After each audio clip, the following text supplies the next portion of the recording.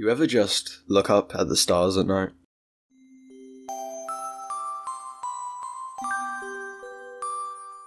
It was estimated by Astronomy magazine in 2023 that there were around 200 trillion billion stars in our universe. A trillion billion is also known as a sextillion.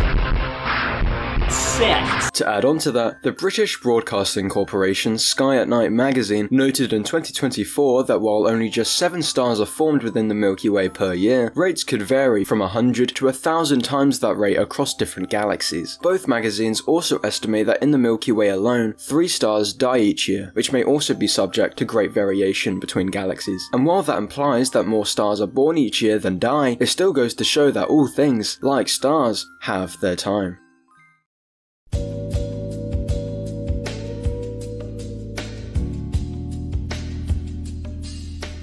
Bowling and the general experience of going to a bowling alley is pretty underrated in my opinion. No matter your age or your walk of life, it's always enjoyable to book a couple rounds with some friends and just have a fun time playing. Not only that, but from my experience, bowling alleys have always provided such a great atmosphere that I felt couldn't be found anywhere else. However, for a while, I did also associate this atmosphere with that of the video game company Sega, more specifically with the Sonic the Hedgehog video game franchise, which they created. This may seem a bit random, and it kind of is, but as a child, these two concepts were very closely related to each other in my eyes, and in my research, I surprisingly found a lot of instances where the Sonic the Hedgehog franchise found itself alongside the sport, beginning all the way back in the late 90s. It's bad enough that Sega Genesis has the most 16-bit games, but this new Sonic the Hedgehog, oh, he really duffed my doilies. I like Genesis, and it costs a lot less. We kid, that game I'll take Sonic. And blast processing, which makes him faster than ever. Why can't it be more like that nice boy Mario?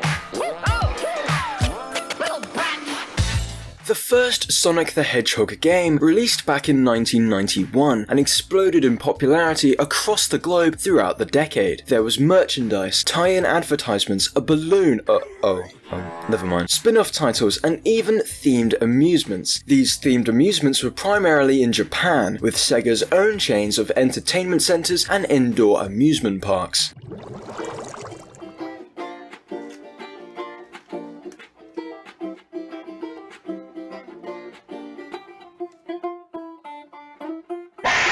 Our first stop is in Tomakomai, with their very own local Sega World Entertainment Center. Not much is known about this particular venue, however we can assume that it opened at some point during 1997, and with it came the first of multiple Sonic the Hedgehog themed bowling alleys, all going under the name of Sonic Bowl.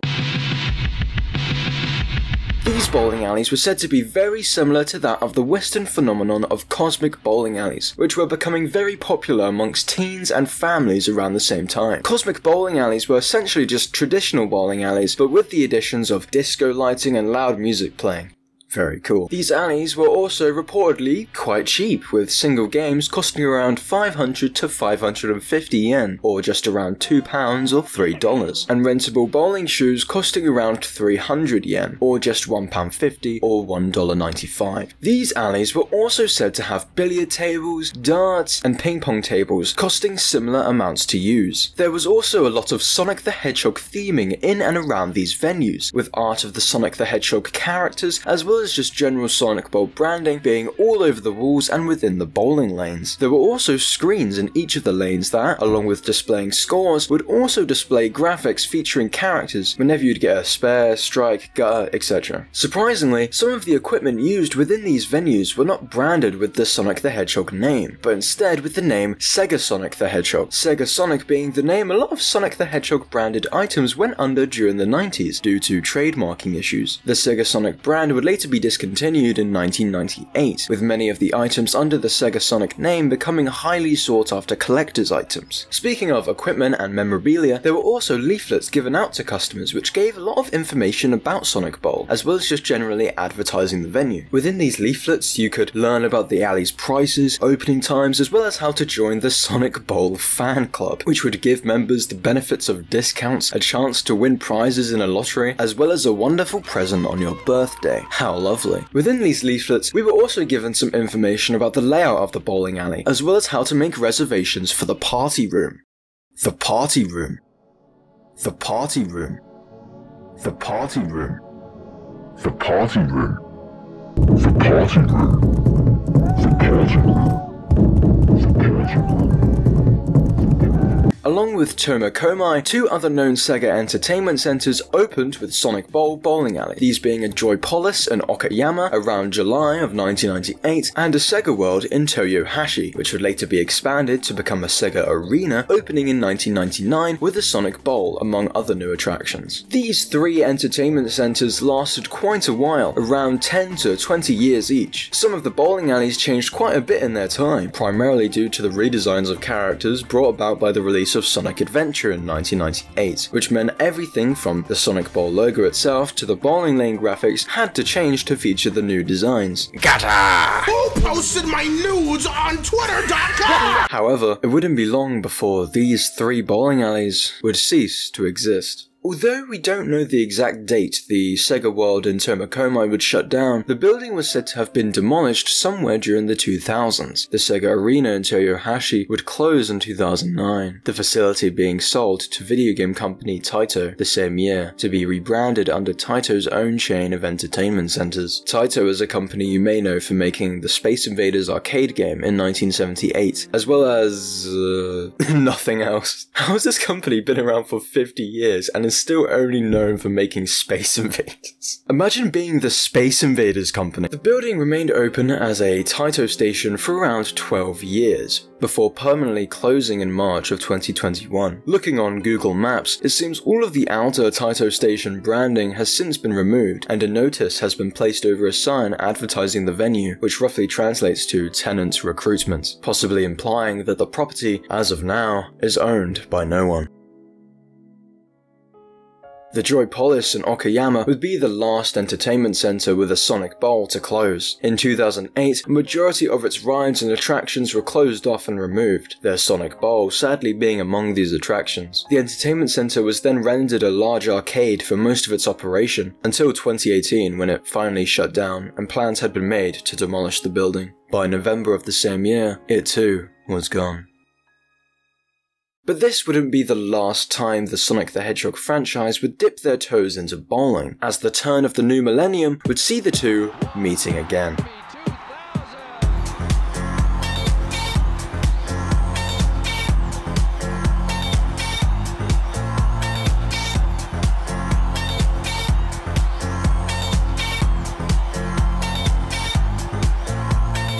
In 2001, Sega would launch the mobile phone game service Sonic Cafe, which, with a monthly fee of around 315 yen, £2 or $2, would grant the user access to a wide library of games, all of which would be themed after the Sonic the Hedgehog franchise. You would have Sonic Fishing, Sonic Golf, Sonic Tennis, but most importantly, Sonic Bowling.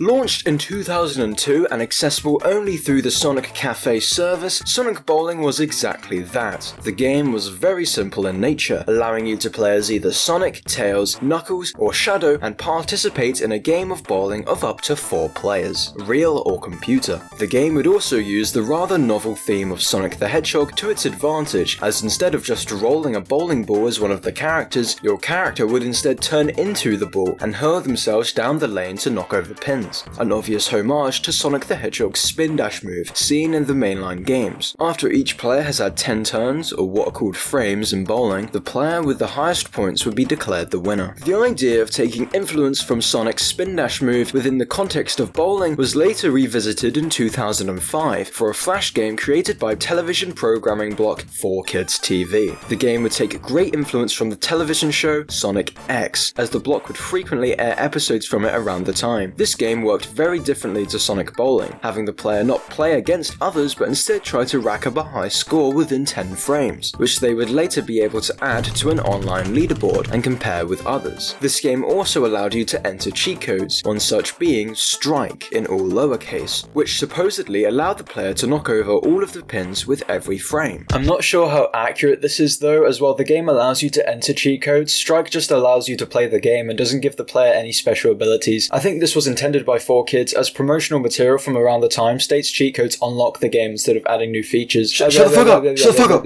Unlike Sonic Bowl, these games and the services they were associated with did not last for long, as in 2007, the Sonic Cafe service would be discontinued, causing most, if not all of the games on the service, including Sonic Bowling, to become lost. Later in 2008, the 4Kids TV block would be discontinued, its website presumably shutting down not long after, taking Sonic X Bowling and the many other games it once provided down with it. However, also unlike Sonic Bowl, they wouldn't stay down forever. Or at least, not entirely. Sonic X Bowling, along with large portions of the now defunct 4Kids TV website, would be preserved through the Internet Archive, and an official remake of Sonic Bowling would be created in 2009 as part of a new mobile phone game service created by Sega, titled simply Puyo Puyo Sega.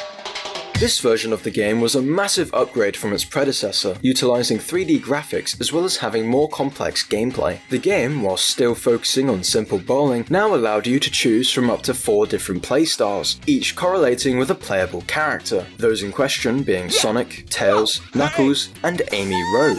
There was also a new game mode, titled Mission Mode, in which Dr. Eggman would give up to 10 challenges the player would have to conquer one by one. Surprisingly, an element from Sonic X Bowling would be carried over, as the game also allowed the player to upload their scores to a countrywide leaderboard. The game would be available for over a decade before the Puyo Puyo Sega game service would be discontinued in 2022, once again dooming all the games, including the Sonic Bowling remake, to the sands of time. But surprisingly, not all was lost. An obscure 2006 version of Sonic Bowling would later be found in 2023 by user TwoSpacesSG. A video of them showcasing the game would be uploaded to YouTube the same year. In the comments, he describes how he found the game. Literally, some people I know or used to know saved a bunch of Java download websites a few years back, and this game was only found in one place, which is some absolutely random guy's personal website. I kid you not. If this random person didn't save this game on their website, a piece of the world-famous Sonic series would have been lost. This is an extraordinary find, and I congratulate TwoSpacesSG in being able to document this once thought to be lost game. However, both the original 2002 version of the game and the 2009 remake are still yet to surface, and while I am quite optimistic in their discoveries, considering how the 2006 version was found, there is a chance they might both be just as hard to find, or worse, completely lost to time.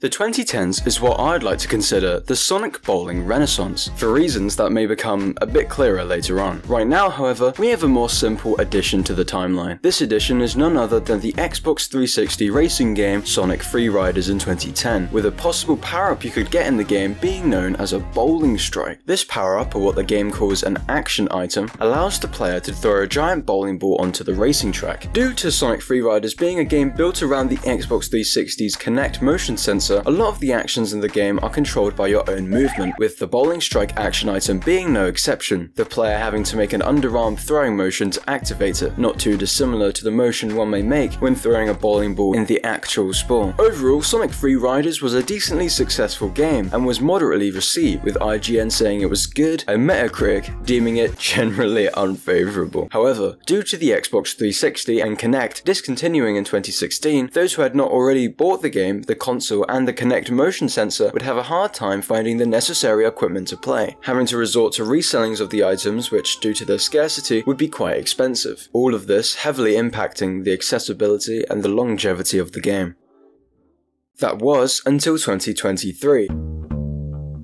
When a user named Rei-San created a mod for the game which made the Kinect no longer necessary to play, making the game a lot more accessible, and combined with emulation, Sonic Free Riders has successfully avoided obscurity, becoming accessible to nearly everyone, bound by its original hardware no longer. This is a fate not regularly seen in Sonic Bowling history.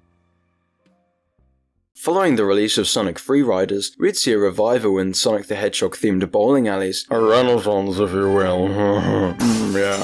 In 2011, it was revealed that UK bowling alley company Bowlplex would be partnering with Sega Amusements Europe Limited to provide £2 million worth of equipment and amusements to Bowlplex's many locations in the form of Sega Active Zones. We're really excited about the partnership with Sega. It's such a prominent brand within the industry, and we're thrilled to be associated with the company on this level. We work hard to push the boundaries of family entertainment and strive to be the first to introduce new concepts, and we believe working with Sega to introduce Sega Active Zone is testament to that. These Sega Active Zones would essentially be areas around the bowling alleys that would provide arcade-style amusements. These amusements would often be themed around sports or Sonic the Hedgehog, if not both, which could be seen with the inclusion of Sonic air hockey tables and Sonic basketball machines. Based on YouTube videos of Bowlplex locations from around the time, there would also be a lot of Sonic the Hedgehog art and branding on the walls, most prominently within the bowling lanes, not too unlike Sonic Bowl. I actually fondly remember going to one of these bowling alleys during the early 2010s when I was very young, and I do remember seeing a lot of Sonic the Hedgehog iconography around. I remember there was even a Sonic statue at the entrance of the bowling alley, which I found pretty cool at the time. I believe those few memories I have were what made me associate bowling and its atmosphere with Sonic the Hedgehog. If I hadn't gone to that bowling alley, I probably wouldn't have had that connection in my mind, and this video might not have even been made.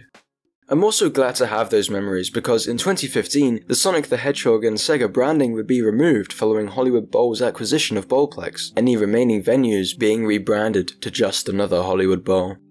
And while this wouldn't be the last time, it would be a matter of years before we saw Sonic the Hedgehog at bowling alleys again. In the meantime, however, we'd see some bowling representation in a Sonic television series, more specifically in Sonic Boom, with Season 2's 31st episode, Lightning Bowler Society. The episode's story follows the Lightning Bowler Society, a group of misfit villains turned bowling team facing off against Sonic and friends. I'm gonna be honest, this is one of the episodes of all time. There are worse ones, but there are a lot of better ones. The pacing is really weird for one, like things kinda just happen and appear. In one scene in particular, we see one of the Lightning Bowler Society members trying to pull off a solo business as a television salesperson. It's a thing for like one scene. And all of a sudden, Tails just is there. Like there's no natural way he emerges there, or really anything like that. He kinda just pops into existence.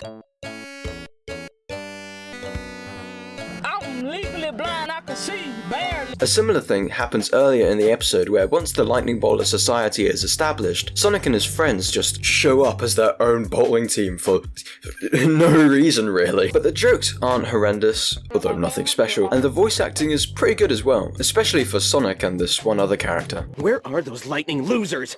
We can't bowl them into oblivion if they're not here, and I want to bowl them into oblivion! The chameleon has an announcement. Who the heck is the chameleon? Also, this happens. Just thought I'd mention that. This episode would air on the 10th of June 2017. The same year would sadly mark the end of the show's run, the last episodes airing later in November. A year later in 2018, we'd see the return of Sonic's involvement in bowling alleys, once again in the UK.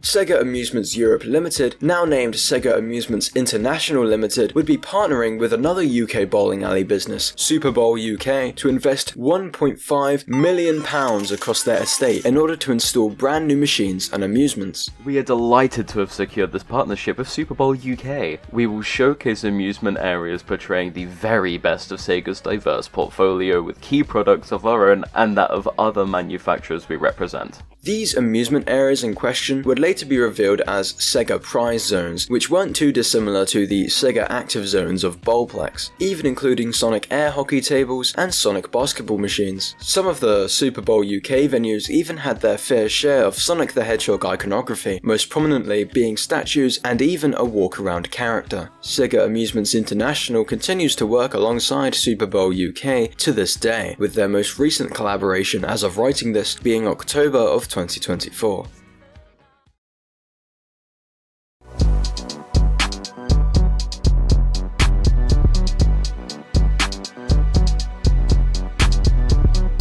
While Super Bowl UK has been prospering throughout the 2020s, maintaining their relationship with Sega Amusements International, we'd see the Sonic the Hedgehog franchise's second known attempt to involve bowling in a television series of theirs, with 2024's Knuckles. Being a spin-off title from the original Sonic the Hedgehog line of films, Knuckles follows the titular character, played by Idris Elba. What do you say? Alright, here's what I say. Unlike Sonic, I don't chuck. Training one Wade Whipple, played by Adam Pally, so that he may be fit to compete in a bowling tournament. There's also some other plot lines, such as Wade reuniting with his family and Knuckles being hunted down by a rip-off Dr. Eggman, but we don't care about that shit, we want the bowling, man. Which there's a surprising amount of in this show, it being a major plot point. I won't comment too much on the show itself, as I don't really have any means of watching it myself. However, it has been rated very highly by critics, the show having a 6.2 out of 10 on IMDb, a 61 on Metacritic, and it reaching 75% on Rotten Tomatoes. All episodes of the series were launched on April 26th, 2024, airing later on Nickelodeon on August 12th of the same year. Since then, however, no further developments have been planned for the show, Knuckles remaining one series long and for now being the last we've seen of the Sonic franchise and bowling to date.